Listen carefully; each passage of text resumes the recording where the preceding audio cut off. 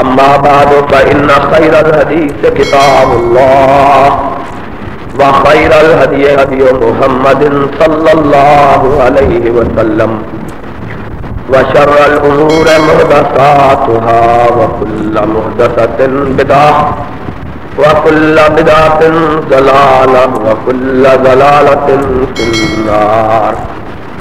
أعوذ بالله السميع العليم من الشيطان الرجيم. بسم الله الرحمن الرحيم. إن الدين عند الله الإسلام وما اختلف الذين أوتوا الكتاب إلا من بعد ما جاءهم العلم بغيا بينهم ومن يكفر بآيات الله فإن الله سريع الحساب. صدق اللہ مولانا العظیم. تمام قسم کی تعریفات وحدہ لا شریک خالق کائنات مالک ارض و سما کے لیے ہے، اور لاکھوں کروڑوں درود و سلام ہو اس ہستی اقدس و مقدس پر جن کا نام نامی اسم گرامی محمد اکرم صلی اللہ علیہ وعلی آلہ واصحابہ وبارک وسلم ہے. وہ ذات مقدسہ مبارکہ مطہرہ کہ رب العزت نے جنہیں رحمت کائنات بنا کر بھیجا اور جن کے ذریعے اہل کائنات کی ہدایت کا اور رہنمائی کا بندوبست فرمایا. محمد الرسول اللہ صلی اللہ علیہ وسلم اللہ کے نبی برحق اور خدا کے رسول احکم الحاکمین کی طرف سے رب العالمین کی جانب سے بنی نوع انسان کے لیے پیغمبر اور ہادی و مرشد بنا کر اس کائنات میں مبعوث کیے گئے، اور آپ نے دنیا والوں کو اللہ کی توحید سے آشنا کیا، انہیں شرک کی آلودگیوں سے دور کیا، وثنیات سے، جہالات سے، بدعات سے، خرافات سے، رسم و رواج سے، پرانی تقالید سے انہیں محفوظ فرمایا، اور انہیں ایک ایسے جادہ مستقیم پر گامزن کیا کہ جس کے بارے میں خود ارشاد کیا لیلھا کنہارھا کہ اس کی رات بھی اتنی ہی روشن ہے جتنا اس کا دن روشن ہے. اس جادہ مستقیم اور اس صراط مستقیم اور اس سیدھی راہ کا نام اسلام ہے. محمد الرسول اللہ صلی اللہ علیہ وسلم ساری کائنات کے لوگوں کو اسلام کی صورت میں ایک انتہائی اعلیٰ مکمل جامع دین عطا فرما کر گئے، جس کے بارے میں عرش والے نے گواہی دی ان الدین عند اللہ الاسلام کہ اے لوگوں سن لو کہ اب کائنات میں اگر سکہ چلے گا تو صرف اسلام کا چلے گا. اللہ کی بارگاہ میں اب اسلام کے سوا کوئی مذہب بھی قابل قبول نہیں ہے. اب اس بات کو سمجھنا چاہیے کہ جس وقت یہ آیت کریمہ نازل ہوئی اس وقت پرانے کئی مذہب موجود ہیں، اور ان مذاہب کے اندر ایسے مذاہب بھی تھے جنہیں خود احکم الحاکمین رب العالمین نے آسمان سے اپنے پیغمبروں کے ذریعے ان کی قوموں کی ہدایت کے لیے نازل کیا تھا. اس آیت کریمہ کے ساتھ اور دوسری متعدد آیات جو کلام پاک میں موجود ہے، ان کے ذریعے اللہ رب العزت نے اپنے ارسال کیے ہوئے رسولوں کی طرف سے دیے گئے مذاہب اور اپنی وحی اور اپنی ہدایت میں اتاری گئی کتابوں اور اپنی نگرانی میں نازل کیے گئے صحیفوں اور اپنی طرف سے عطا کیے گئے دستوروں اور اپنی جانب سے دیے ہوئے نظاموں کو محمد الرسول اللہ صلی اللہ علیہ وسلم کے ذریعے کائنات کو دیے گئے اسلام کے صورت میں، دین کی شکل میں، اس کے ساتھ دنیا کے تمام پہلے مذاہب کو منسوخ کر دیا۔ یہ بات ذرا توجہ کے ساتھ سننے کی ہے۔ اس آیت کریمہ اور اس جیسی دوسری آیات نے اس بات کا فیصلہ کر دیا کہ اب دنیا میں کسی آسمانی مذہب کا بھی سکہ نہیں چل سکتا۔ وہ مذہب جن کو خود رب نے نازل کیا، وہ مذاہب جن کو نبی، سچے پیغمبر، سچے رسول اور صادق انبیاء کرام رضوان علیہم الصلوۃ والسلام اس کائنات میں بنی نوع انسان کی ہدایت کے لیے لے کے آئے۔ دوسری جگہ ارشاد فرمایا اسی کی تائید میں، من یبتغی غیر الاسلام دینا فلن یقبل منہ وہو فی الآخرۃ من الخاسرین۔ یاد رکھو، محمد الرسول اللہ صلی اللہ علیہ وسلم کی تشریف آوری کے بعد اور اسلام کے دنیا میں رائج نافذ اور پھیل جانے کے بعد، دنیا والوں کو اسلام کی خبر ہو جانے کے بعد، کوئی مذہب اللہ کی بارگاہ میں قابل قبول نہیں ہے۔ ومن یبتغی غیر الاسلام دینا فلن یقبل منہ وہو فی الآخرۃ من الخاسرین۔ اور ایسا شخص جو اسلام کے سوا کسی دوسرے دین کو اختیار کرتا ہے، قیامت کے دن جہنم کا ایندھن بنے گا، جنت میں نہیں جا سکتا۔ یہ رب العزت نے اپنے کلام مجید میں ارشاد کیا کہ اب سکہ چلنا ہے تو صرف امام کائنات کے ذریعے عطا کیے گئے اسلام کا چلنا، کسی دوسرے مذہب کا سکہ نہیں چلنا، چاہے وہ مذہب خود رب کا اتارا ہوا کیوں نہ ہو۔ کیونکہ جس وقت یہ آیات اتری اس وقت مشہور مذہب دنیا میں دو تھے، ایک یہودیت کا اور ایک عیسائیت کا۔ یہودی مذہب کی تعلیمات خود احکم الحاکمین نے حضرت موسیٰ کلیم اللہ کے ذریعے بنی اسرائیل کو عطا کی تھی، اور عیسائی مذہب کی تعلیمات خود عرش بری کے مالک نے اپنے پیغمبر عیسیٰ روح اللہ کے ذریعے ان کی قوم کو بخشی تھی۔ لیکن ان دونوں آسمانی مذاہب کو پیش نظر رکھتے ہوئے اور ان کی موجودگی میں رب العزت نے کہا ان الدین عند اللہ الاسلام۔ اب ان کا زمانہ ختم ہو گیا، اب یہ زمانہ آیا ہے اور یہ زمانہ صرف اسلام کا ہے۔ حیرانگی کی بات ہے کہ اللہ رب العزت اپنے آسمان سے اتارے ہوئے، اپنی طرف سے بھیجے ہوئے مذہب کو تو اسلام کے آ جانے کے بعد کسی شخص سے قبول کرنے کے لیے تیار نہیں، اور ہم نے اسلام کے آ جانے کے بعد اپنی طرف سے بنائے ہوئے مذہبوں کو اختیار کر کے یہ سمجھنا شروع کر دیا ہے کہ ہم اس کے ذریعے نجات پالیں گے۔ حیرانگی کی بات یہ ہے کہ اللہ تو آسمانی مذہبوں کو بھی منسوخ قرار دے رہا ہے اور ہم آسمانی مذہبوں کو چھوڑ کر زمینی مذہبوں کو رواج دینے کی کوشش میں لگے ہوئے۔ اس سے بڑی جہالت کی، اس سے بڑی ناسمجھی کی بات نہیں ہو سکتی۔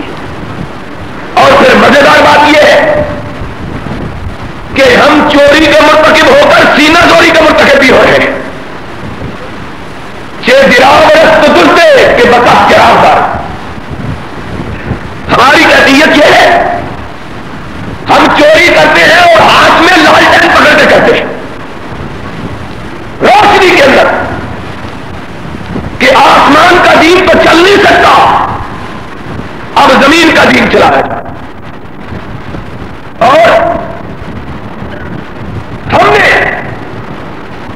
یہ تو دیکھا، قرآن میں پڑھا کہ نبیوں سچے نبیوں کا لایا ہوا دستور وہ تو منسوخ ہو گیا، اور جن کو نبوت کی کوئی خبر نہیں ان کا چلایا ہوا نظام جو ہے وہ ہم نے ماتھے پر رکھ لیا ہے۔ اس سے بڑی گمراہی کی کوئی بات ہو سکتی ہے؟ اور عرش والے تیرے قرآن کا کیا معجزہ ہے کہ تو نے دنیا میں جتنے مسائل پیدا ہونے والے تھے ان کا تذکرہ پہلے دن ہی محمد الرسول اللہ صلی اللہ علیہ وسلم پر اترنے والی کتاب میں کر دی۔ کیا کہا؟ کیف یہدی اللہ قوما کفروا بعد ایمانہم، اللہ اس قوم کی قسمت میں ہدایت کیسے کرے جنہوں نے ایمان کے بعد کفر کو اختیار کیا؟ ان کا عذر تو شاید کسی حد تک قابل قبول ہو، جنہوں نے ایمان کی روشنی دیکھی ہی نہیں، سرور کائنات کی آمد سے پیشتر ایمان کا نور انہیں دکھائی ہی نہیں دیا، وہ تو شاید رب کی بارگاہ میں کہے اللہ ہم کس پر ایمان لاتے، ہمیں تو ایمان کی کوئی خبر نہیں، ہم کس کو مانتے، ہم تو ایمان کو جانتے ہی نہیں تھے۔ لیکن ان بدبختوں کو کیا ہوا جنہوں نے دامان محمد کو تھامنے کے بعد پھر دوسروں کی طرف پلٹ کے دیکھنا شروع کیا، ان کا حشر کیا ہو؟ اور قرآن نے پہلے دن بتا دیا کیف یہدی اللہ قوما کفروا بعد ایمانہم وشاقوا الرسول من بعد ما تبین لهم الہدی من بعد ما تبین له الہدی ویتبع غیر سبیل المؤمنین نولہ ما تولی، اس کا عالم کیا ہے؟ ومن یشاقق الرسول من بعد ما تبین له الہدی، اس کا انجام کیا ہوگا جو روشنی کا چہرہ دیکھنے کے باوجود پھر اندھیرے میں زندگی گزارنا چاہتا ہے۔ زید ابن عمرو ابن نفیل یا پہلے لوگ جنہیں محمد الرسول اللہ صلی اللہ علیہ وسلم کی نبوت کا علم نہیں ہوا، ڈھونڈتے پھرتے تھے، ٹھوکے کھاتے پھرتے تھے، بھٹکتے پھرتے تھے، کہیں سے روشنی کا چراغ نظر آئے اس کی روشنی میں اپنی منزل کو پالے، گھومتے تلاش کرتے، بتوں کو چھوڑا، ترکت اللہ والعزى جميعا كذلك يفعل الرجل البصير، لات و عزیٰ کے سامنے سر جھکانے کو جی نہیں چاہتا کہ جن کو اپنے ہاتھ سے شکل و صورت بخشی ہو وہ خدا کیسے ہو سکتے ہیں؟ ان کی بابت تو سمجھ میں آتا ہے کہ ان کے سامنے کوئی روشنی کا چراغ، اور تمہارے سامنے روشنی کا چراغ نہیں، روشنی کا مینار موجود ہے، پھر اندھیروں میں کاغذ کرنے مانگتے، تمہارا جواب کیا؟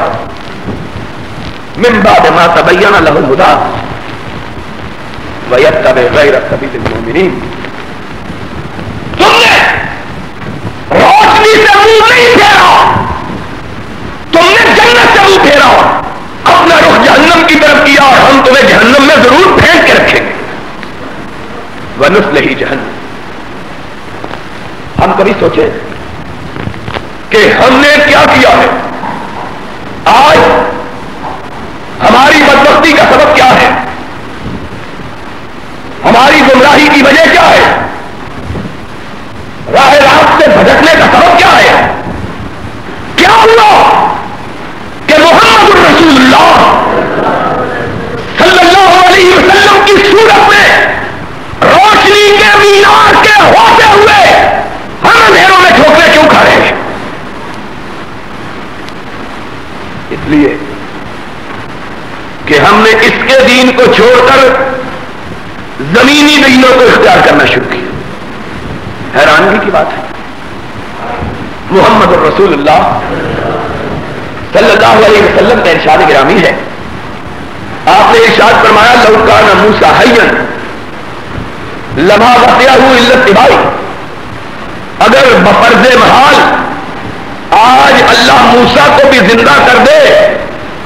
کلیم اللہ جس سے براہ راست رب نے کلام کیا اور جس کو کوہ طور پہ اپنے پاس بلا کے نبوت عطا کی، وہ نبی جس کو عطا عطا کیا، ید بیضا بخشا. آج اگر وہ نبی بھی زندہ ہو جائے، یاد رکھو اس کو بھی محمد کا دامن تھامے بغیر نجات نہیں مل سکتی ہے. صلی اللہ ہو. نبی کو نجات نہیں مل سکتی، امتی کو کیسے مل جائے؟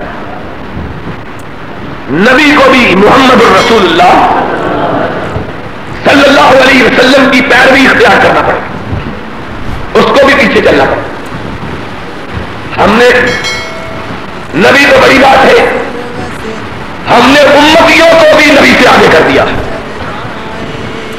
ہم نے کہا آسمانی مذاہب منسوخ ہو گئے لیکن زمینی مذاہب ایجاد ہو گئے. آج مسلمانوں ہماری بدبختی کا سبب ہر روز ایک نیا فتنہ، ہر روز ایک نئی سازش، ہر روز ایک نیا مسئلہ، ہر دن ایک نئی مصیبت. پچھلے دنوں مجھے راولپنڈی جانے کا اتفاق ہوا اسلام آباد میں، اسی لیے پچھلا جمعہ بہت دیر سے کہہ رہے تھے احباب، اور میں نے ان کے اصرار پہ وہ جمعہ پنڈی میں پڑھایا. آپ کو معلوم ہے میں نعرہ نہیں کرتا، مجھے پتا ہوتا ہے اگر میں ایک نعرہ کروں آپ 2 نعرے کرتے ہیں. آج بھی کئی لوگ اسی لیے نہیں آئے کہ شاید ابھی پنڈی سے واپس آئے ہیں کہ نہیں. انہوں نے پنڈی کو بھی سمندر پار سمجھا ہوا ہے. اسلام آباد میں گیا، ہائے ہائے ہائے، اس حکومت کے ہم کو کئی تحفے ملے. ایک بڑا تحفہ یہ ملا ہے کہ ملک کے اندر ہونے والی کسی خبر کو دوسرے شہر کے لوگ نہیں جانتے، پتہ ہی نہیں ہوتا کہ ملک میں کیا ہو. مجھے معلوم ہوا، میرے راؤنڈ پہ کھڑے ہو گئے کہ یہ چترال پاکستان کا ایک انتہائی حساس، سینسٹیو اور جغرافیائی لحاظ سے انتہائی اہمیت کا حامل علاقہ. اس علاقے میں ہائے ہائے ہائے کیا کہوں، تن ہمادار بادشت پمبا کجا کجا نے ہم. اور چترال کے علاقے میں پاکستان کی سرزمین میں، اور جس کے لیے 10-20 ہزار 2000 ماں نے، بہن نے، بیٹی نے اپنی آبرو نہیں لٹوائی تھی، لاکھوں بیٹیوں نے اپنی آبرو لٹوائی. آج پاکستان کی نئی فوج کو یہ معلوم نہیں ہے اور حکومتیں بھی نہیں چاہتی کہ ان کو معلوم ہو. جشن منایا جا رہا ہے، اور غیرت ہو جشن نہیں سوگ مناؤ کہ پاکستان کا جس دن جھنڈا لہرا رہا تھا اور اللہ کے نام پہ جس دن یہ زمین حاصل کی گئی تھی، اس دن 70,000 بیٹی سکھوں کے قبضے میں چیخ رہی تھی، چلا رہی تھی. یاد ہے آج کسی کو؟ کسی کو یاد؟ جشن منا رہے ہیں، مناؤ جشن. کوئی ساری میلے ٹھیلوں کی شکار ہو گئی، موت پہ بھی میلہ، زندگی پہ بھی میلہ، پیدائش پہ میلہ، وفات پہ میلہ. کون میلوں کی اتنی رسیاں ہو گئی. اس پاکستان کو جس کو اللہ کے نام پہ حاصل کیا گیا، رسول اللہ کے نظام کے نفاذ کے لیے حاصل کیا گیا، جس کے لیے لاکھوں ماں بہنوں بیٹیوں نے قربانی کی. 80,000 بیٹیاں 14 اگست کو ہم ہندوؤں اور سکھوں کے قبضے میں چھوڑ کے آئے. جو آوازیں دے رہی تھی، اور محمد کے ماننے والوں ہمیں کہاں چھوڑ کے جا رہے ہیں. صلی اللہ کو غیرت مند ہوتا اس زخم پہ کھرنڈ نہ جمنے دیتا. جن کے سینوں میں غیرت ہوتی ہے نا، وہ زخم چھیلتے رہتے ہیں تاکہ زخم ہرا رہے. اور جو قومیں اپنے زخموں کو ہرا رکھتی ہیں، دنیا کی پھر کوئی طاقت ان کو دوسری مرتبہ زخم نہیں پہنچا سکتی. قوم کو آج سب چیز بہت بلا دی. آج تذکرے کیے جاتے ہیں پتا کے، کبھی یہ تذکرہ نہیں کیا جاتا کہ ہم آگ اور خون کا کون سا دریا گزر کے آئے. اس کی قدر پوچھنی ہے تو ان کو پوچھو جن کو ہجرت کرنا پڑی تھی. اپنے سامنے اپنی آنکھوں کے سامنے قیامت کا منظر دیکھا تھا. وہ بوڑھے آج بھی موجود ہیں کہ کہتے ہیں قیامت کا کوئی دن ہوگا, اور انہوں نے کہا قیامت آ گئی تھی. اس ملک کے اندر آج اس ملک کے ایک علاقے کے اندر ایک نیا اسرائیل بنانے کی کوشش کی جا رہی ہے. پتہ نہیں ہے کہ وہ خبر کوئی نہیں چھپتی. ایک علاقے کی خبر دوسرے علاقے تک پہنچنے نہیں دی جاتی. وہاں آغا خانی مذہب اس طرح لالچ کے ذریعے, زور کے ذریعے, طاقت کے ذریعے رائج کرنے کی کوشش کی جا رہی ہے کہ ایسا دکھائی دیتا ہے کہ اگر آج اس کا سدے باب نہ کیا گیا تو 10-15 سال بعد پورے چترال میں کوئی مسلمان باقی نہیں رہے گا. پاکستان, ہندوستان میں تو اگر خبر آئے گا کہ ببھولی میں, بمبے میں, آسام میں, بہار میں مسلمانوں کا خون ناحق بہایا گیا تو سمجھ آتی ہے بات. کیوں؟ اس لیے کہ 360 خداؤں کو پوجنے والے کبھی خدا واحد کے ماننے والوں کو معاف نہیں کر سکتے. ہندو ان کی صحت اور فطرت کے اندر مسلمان دشمنی رکھی گئی ہے. ان کی فطرت بری ہے. ان کی فطرت کے اندر یہ بات رکھی گئی ہے کہ تم نے اسلام کو, مسلمانوں کو ذبح کرنا. لیکن تمہیں معلوم نہیں ہے کہ چترال کے اندر 14 مسلمانوں کو اس لیے شہید کیا گیا کہ وہ اس بات کا مطالبہ کر رہے تھے کہ یہاں محمد کے دین کے سوا کسی دین کی تبلیغ نہیں ہو سکتی ہے. صلی اللہ ہو. وہاں آغا خانی ہر بستی کے لوگوں کو لاکھ لاکھ 2-2 لاکھ روپیہ دے کے برگلا کر محمد سے چھڑوا کر آغا خان کے ساتھ ملا رہے. اور اس اسلامی گورنمنٹ میں ہائے کیا کہوں میں, اسلام کے اسلام میں ہر دور میں جتنے اسلام کے جسم پہ چرچے لگے ہیں پہلے کبھی نہیں لگے. جی نہیں چاہتا, اب کہہ کہہ کے تھک گئے. کہتے کیا کہیں, ہر روز کی بات ہے.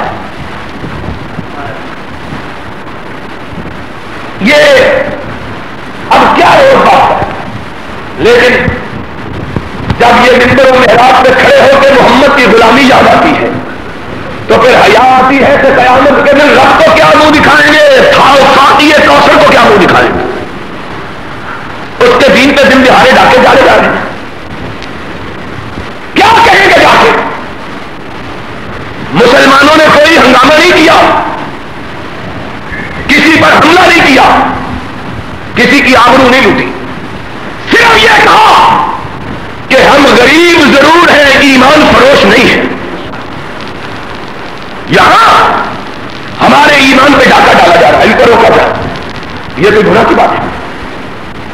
آغا خانی مذہب, اب ایک دن یہ بھی آنا تھا کہ یہاں آغا خانی مذہب کی نشر و اشاعت بھی ہونی تھی. انگریز کے پٹھوؤں نے اس مذہب کو ایجاد کیا. انگریز نے اپنی سرپرستی میں اس مذہب کو فروغ دیا, اور وہ بدبخت ہر ایسے مذہب کی پشتپناہی کرتا تھا جس کے ذریعے لوگوں کے سینوں سے محمد کی محبت کو نکال کر کسی دوسرے کی محبت کو داخل کیا جا سکے. صلی اللہ. اس کے ذریعے یہ مذہب ایجاد کیا گیا. آج ہماری بدنصیبی یہ ہے کہ اس مذہب کا بھی پرچار ہونے لگا. جبرن لالچ دے کر لوگوں کو آغا خانی, ان کی غربت سے پیدا اٹھا کر ان کو آغا خانی بنایا جا رہا. لوگوں نے احتجاج کیا. اور مذہب کیا ہے؟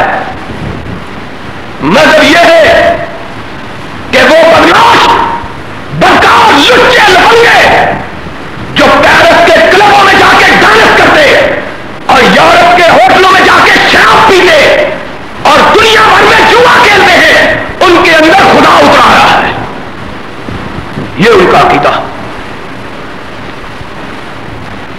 میں کتابیں ساتھ لے کے آیا, کتابیں دی گئی, اور انہوں نے کہا کہ یہ آغا خان, کریم آغا خان, اس کے اندر خدا ہے. ایک گدے قادیانی کی نبوت پر ہوتے تھے, یہاں خدا بننے والے گدوں سے ہمیں پالا پڑا. اور کون؟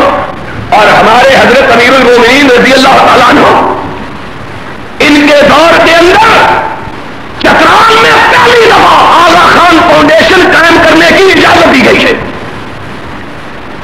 پہلے بھٹو جیسے فاسق و فاجر کے دور میں، یحییٰ خان جیسے شیعہ کے دور میں، سکندر مرزا جیسے بدکار کے دور میں، ایوب خان جیسے فوجی کے دور میں، غلام محمد جیسے پاگل کے دور میں یہ اجازت نہیں ملی. یہ اجازت ملی ہے تو اسلام کے دور میں ملی ہے.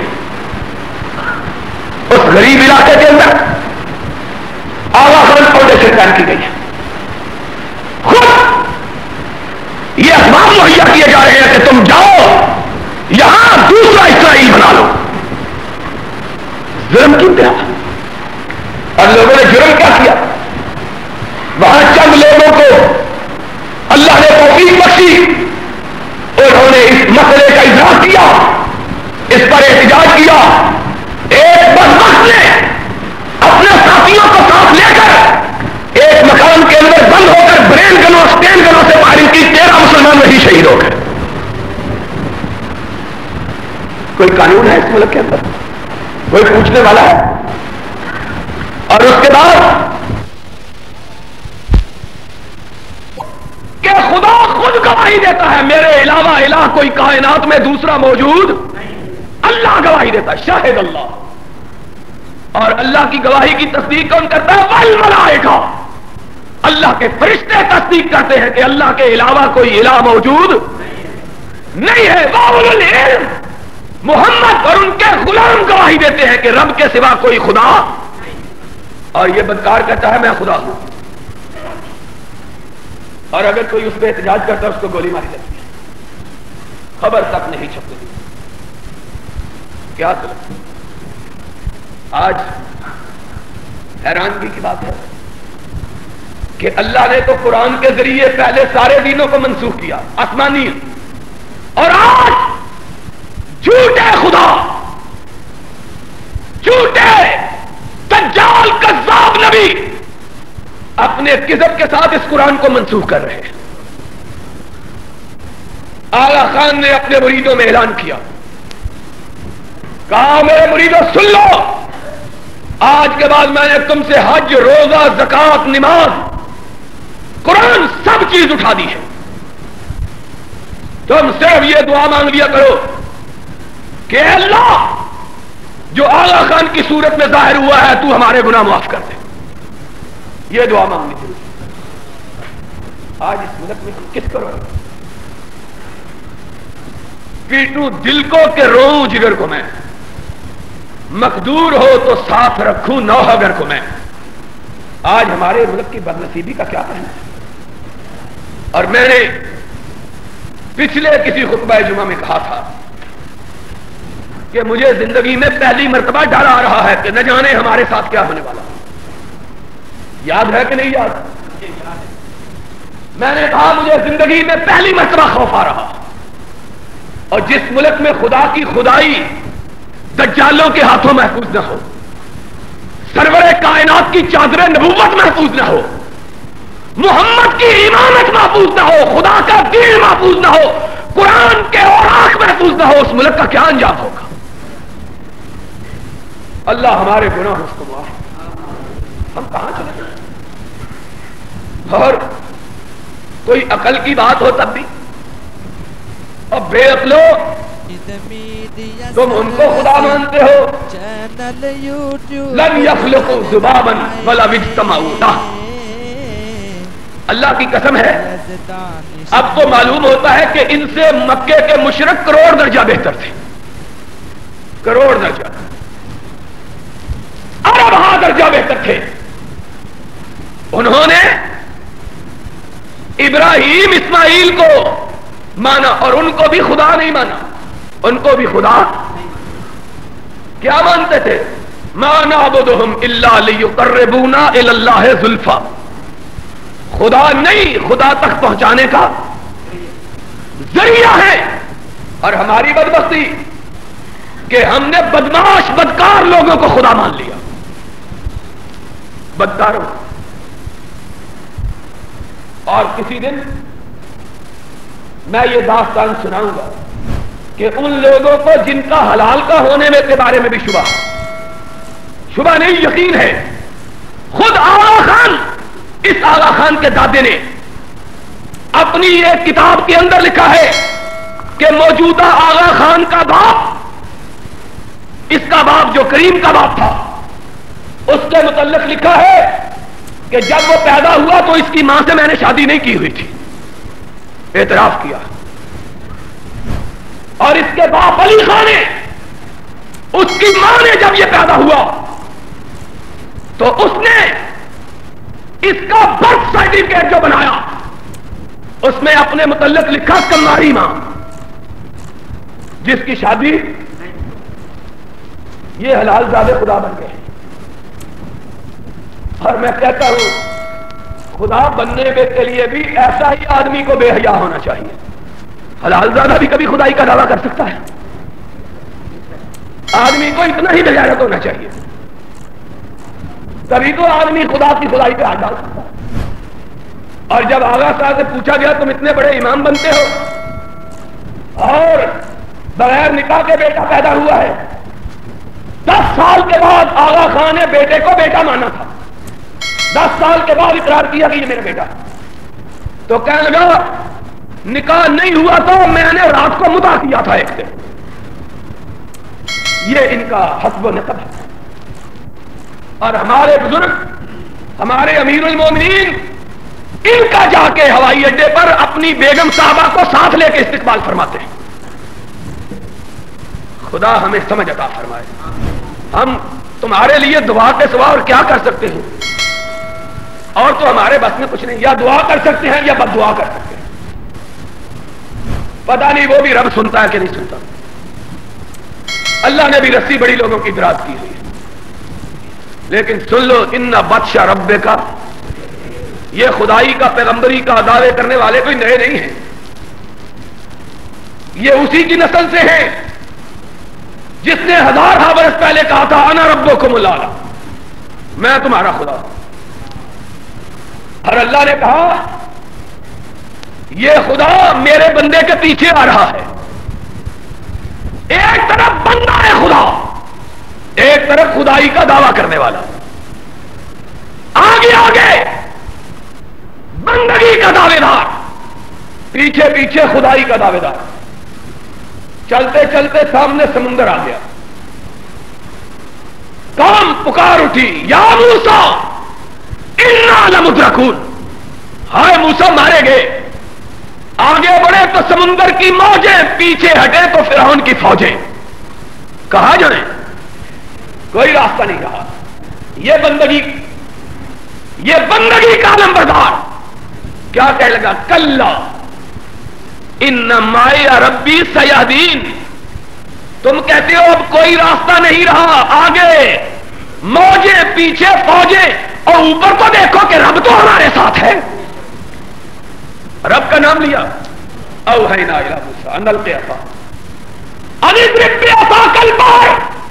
ہم نے کہا لاٹھی اٹھا، سرکش موجوں کے سر پہ مار. لاٹھی اٹھائی، موجوں کے سر پہ ماری. موجوں نے اس طرح راستہ دے دیا جس طرح حاکم کے کہنے پر محکوم راستہ دے دیتے ہیں. فانفلق فکان کل فرق کالطود العظیم. عرش والے نے کہا جبریل کو ہم نے آگے آگے بھیجا. فرعون نے لاٹھی ماری ہے، پیچھے سے آیا ہے، میرے موسیٰ کو گھیرنا چاہا ہے. میرے موسیٰ نے میرے حکم پر لاٹھی کو اٹھایا، سمندر کے سر پہ مارے. آگے تو گھوڑا لے کے چل کہ میرے موسیٰ کو سمندر سے گزرتے ہوئے کوئی تکلیف اور دشواری محسوس نہ ہو. مفسرین نے لکھا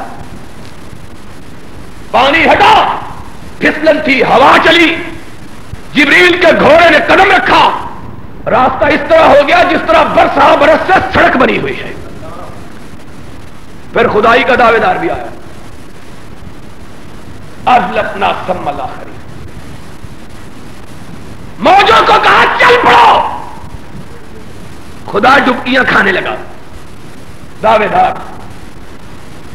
دیکھا اسرائیل نے ایک اور دبکی دی، پھر دبکی دی، گردن پہ سوار ہوا، کہہ گا انی آمنت برب ہارون و موسیٰ، موسیٰ اپنے خدا کو کہو مجھ کو بچا لے، میری خدائی کوئی کام نہیں آ رہی، میری خدائی کوئی کام نہیں آ رہی۔ اللہ نے کہا اشوار نے آلآن وقد عصیت قبل وکنت من المفسدین، اب کہتے ہو خدا کو یاد کرتے ہو، تمہاری خدائی کا دعویٰ کہاں ہوا؟ اپنا زور لگا کے تو دیکھو، لگاؤ زور، اب بچاؤ اپنے آپ کو۔ تو نے دنیا کو کیا بچانا ہے؟ تو اپنے آپ کو نہیں بچا سکتا۔ قرآن یہ خدائی کے دعوے دار اسی فرعون کی نسل میں سے، خدا عیاذ باللہ اس ملک کے اندر ہر چیز کی کھلی چھٹی ہے، اور اگر گردن کے اٹھانے کی اجازت نہیں تو محمد کے غلاموں کو اجازت نہیں صلی اللہ۔ قادیانی جھوٹے دجال کے پیروکار دندناتے پھر رہے، آغا خانی، چترال، ہنزا، گلگت کے اندر اپنی خدائی کا، آغا خان کی خدائی کا اعلان کر کے اس کو اسلامی دنیا کے لیے دوسرا اسرائیل بنانے کی سازش کر رہے، لیکن مسلمانوں کو دم مارنے کی اجازت نہیں۔ 7 برس گزر گئے اسلام کا نام لیتے ہوئے، ابھی اسلام کا الف بھی رائج نہیں ہوا، الف بھی نافذ نہیں۔ یہ اسلام ہے کہ محمد الرسول اللہ صلی اللہ علیہ وسلم کی نبوت پہ ڈھاکہ ڈالا جائے، خدا کی عظمت پہ ہاتھ ڈالا جائے اور کوئی قانون حرکت میں نہ آئے؟ یہ اسلام ہے؟ معمولی کسی حکمران کے خلاف بات کہو، سارے ملک کا قانون حرکت میں آ جاتا ہے۔ راول پنڈی جمعہ پڑھانے گیا، جمعہ کوئی جلسہ بھی نہیں تھا، صرف جمعہ، لوگوں نے اعلان کیا ہوا تھا، بیچاروں نے بڑی مدت سے جمعہ پڑھانے کے لیے پہنچا، جب پہنچا تو 10-12 ہزار آدمی وہاں اکٹھا ہو چکا تھا، شوق تھا بیچاروں کو بڑی مدت کے بعد۔ میں وہاں پہنچا، دیکھا دائیں طرف بھی پولیس کھڑی ہے، بائیں طرف بھی پولیس کھڑی ہے۔ میں نے کہا شاید سندھ کا کوئی ڈاکو بھاگ کے یہاں آ گیا ہوگا جس کو پکڑنے کے لیے آئے ہیں، یا جس نے فیصلہ آباد کے ممتاز وکیل کے بیٹوں کو اغوا کیا ہے، وہ یہاں آگے ہوں گے جن کو ڈھونڈنے کے لیے آئے ہیں۔ آگے پہنچا تو سرکاری حکم ملا، جناب یہ شریف لوگ گنڈوں کو نہیں ڈھونڈتے،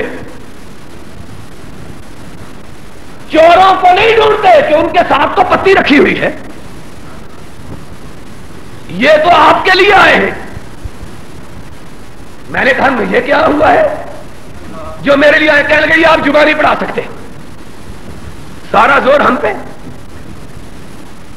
میں نے کہا میں جمعہ پڑھانے آیا ہوں، اسلام آباد کی کرسی چھیننے تو نہیں آیا ہوں، ممبر اہل حدیثوں کا ہے، مسجد اہل حدیثوں کی ہے، حکومت کو خطرہ کیا پڑ گیا ہے؟ میں کوئی حکومت پر قبضہ کرنے تو نہیں آیا، ہم پر اتنی پابندیاں کہ جمعہ پڑھانے کی بھی جاتی ہے۔ اور پھر ہم نے وہی جواب دیا جو اللہ نے ہمیں توفیق دی ہوئی ہے، ہم نے کہا جاؤ پھر تم اپنا زور لگا لو، ہم اپنا زور لگا لیتے ہیں۔ دنیا کی کوئی طاقت ہمیں اللہ کی بندگی اور اللہ کے حقوق کی فرائض کی ادائیگی سے روک سکتی؟ جو جی چاہے کرنا۔ کہنے لگے جی پیچھے کچھ منافقوں نے سازشیں کی ہیں، شورا کے ممبر بنے ہوئے۔ ہم نے کہا ان ایسے منافقوں کو ہم جوتے کے تلے کے برابر بھی نہیں سمجھتے۔ حالت کیا ہے؟ شیخ سعدی کی حکایت یاد آتی ہے، اس نے کہا تھا ایک دفعہ سفر کے دوران مجھے ایک ایسی بستی میں رات کے وقت جانے کا اتفاق ہوا جو ساری بستی کتوں سے بھری ہوئی تھی۔ انہوں نے سعدی کو دیکھا، یہ مولوی کہاں سے آ گیا ہے؟ بھونکنے لگے، کوئی خاص نسل کے کتے ہوں گے نا جو صرف مولویوں کو دیکھ کے بھونکتے ہیں۔ بھونکنے لگے، کچھ کاٹنے کو آگے دوڑے۔ سعدی ڈر گئے کہ رات کا وقت ہے، یہ کہاں سے آ گئے؟ نیچے جھک کے پتھر اٹھانے لگے کہ مارے ان کو دور اٹھائیں۔ دیکھا کہ پتھر زمین میں گڑے ہوئے ہیں اور زمین کا ساتھ چھوڑنے سے انکار کر رہے ہیں۔ شیخ سعدی بھاگتا ہوا باہر نکلا، اور جا کے کہنے لگا میں عجیب بستی میں رات کو گیا کہ کتے کھلے ہوئے پتھر بندھے ہوئے. عجیب بستی تھی کہ جن کو باندھنا چاہیے تھا ان کو کھلا چھوڑا ہوا, اور جو کھلے ہونے چاہیے تھے ان کو باندھ کے رکھا ہوا. کہ پتھر باندھ کے رکھے ہوئے, کتے کھلے چھوڑے ہوئے. اس اسلامی مملکت کا یہی حال ہے کہ سنگرا بستن سگرا کشودن, کتے آزاد ہیں, رب کی توہین کریں, محمد الرسول اللہ کی توہین کریں, ان پر کوئی پابندی نہیں. اور محمد کے غلاموں کو باندھ کے رکھا ہوا ہے کہ تم محمد کی غلامی کا فریضہ بھی سر انجام دے سکتے ہیں. اور میں تمہیں بتلاؤں, سچی بات سن لو اپنے خلاف, کہ میں اگر سوختہ ساما ہوں تو یہ روز سیاہ خود دکھایا ہے میرے گھر کے چراغاں نے مجھے. اگر میرے گھر کو آگ لگی ہے تو اپنے چراغوں سے لگی ہے. مولوی زمین فروش ہو گئے, نہ ممبر کی حیا رہی, نہ محمد کے محراب سے وفا رہی ہے, دنیا کے غلام بن گئے. نہ ممبر سے وفا, نہ محراب سے وفا.